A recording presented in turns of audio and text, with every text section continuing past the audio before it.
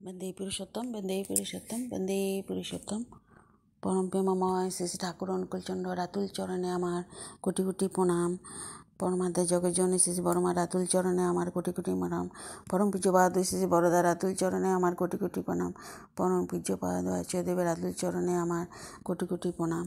তো যারা শুনছেন বা শুনবেন সকলকে আমার আনন্দিত জয়গুরু যথাযোগ্য স্থানে প্রণাম, নমস্কার, শ্রদ্ধা, ভালোবাসা জানাই। তো আমি এখানে বলছি, আমরা যারা দীক্ষা নিয়েছি, দীক্ষা নেওয়ার পর নতুন জীবন হয়ে যায়, অনেক নতুন নতুন আমরা ঠাকুরের সাথে যুক্ত হয়ে পড়ি কিছু কর্মের মাঝে। তেমনি একটি হলো ব্রাহ্ম মুহূর্তে আমরা উঠে নাম ধ্যান করি এবং ইষ্টিবৃতি করি, সাথে শত অনুগ্রহ আমাদের মানে সেটা আমরা মুখে ওড়াই, সেটা আবার জীবন চলাকালে সেগুলো বাস্তব করার চেষ্টা করি, যেটা ঠাকুর আমাদেরকে দিয়েছেন। আমি সেটা পড়ে শোনাচ্ছি। তো শত অনুজ্ঞা আমাদের হৃদয়ে স্পর্শ করুক, সবারই স্পর্শ করুক। 1 নম্বর, আমি অক্রোধী, মানে আমার ক্রোধ আমার নিয়ন্ত্রণে, অস্তিত্ব রক্ষায় ব্যবহৃত। 2 নম্বর, আমি অমানী, মানে আমি আমার অহংকে বিনায়িত করতে জানি। 3 নম্বর, আমি নিরলস, মানে আমি সদা অলসতা পরিহার করে কর্তব্য কর্মে সম্পাদন করি। 4 নম্বর, কাম লোভজিৎ বশী, আমার কামনা লোভ আমার অস্তিত্বের বদ্ধক।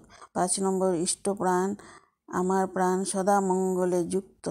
6 নম্বর, সেবাপটু, সদা সেবা বুদ্ধি পরায়ণ। 7 নম্বর, অস্থিবৃদ্ধি জ্ঞানধারা, আমার অস্তিত্ব বর্ধনশীল পরায়ণ। 8 নম্বর, যাজনজৈত্য, আমার অস্তিত্ব বিকাশের ধারা ও জ্ঞান অন্যের সহযোগিতায় কাজে ব্যবহৃত। 9 নম্বর, পরমানন্দ, আমি সুখ দুঃখ তারই দান ভেবে সদা পরমানন্দে আনন্দিত।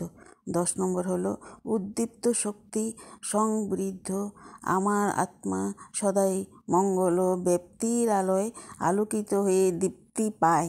11 নম্বর, তোমার সন্তান ঈশ্বরের গুণ বৈশিষ্ট্য আমাতে বিরাজমান, সরৈশ্বর্যকে রিপু বানিয়ে আমরা তা ভুলে যাই, আসলে আমরা তোমারই সন্তান।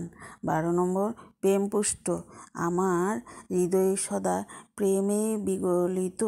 13 নম্বর হলো চিরচেতন অজর, আমার চেতনা সদা সর্বদা জাগ্রত, আমি অজর।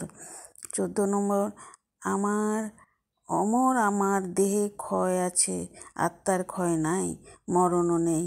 15 নম্বর, আমায় তুমি গ্রহণ করো, আমি যেমন যা তাতেই সন্তানরূপে কোলে তুলে নিও হে দয়াল। এটি আমার হোয়াটসঅ্যাপে এক মা পাঠিয়েছিল, আমি আপনাদের পড়ে শোনালাম। আমরা তো লাইনগুলো পড়ে যাই, এটা কিছুটা মানে বোঝানোর জন্য ভেঙে ভেঙে বলা আছে। তো যেগুলো ঠাকুরের শত অনুজ্ঞা প্রতিদিন পাঠ করতে হয়, এগুলো হৃদয়ে রেখে রাখতে হয়, এগুলোই কর্ম আমাদের জীবনে করতে হয়। তো হয়তো ভালো লেগেছে।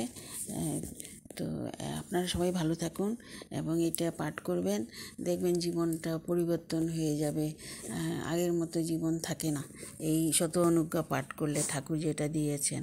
তো আপনাদের সর্বাঙ্গী মঙ্গল হোক, সুস্থ ভালো থাকুন, আশেপাশে সবাইকে নিয়ে আনন্দ খুশিতে থাকুন। জয়।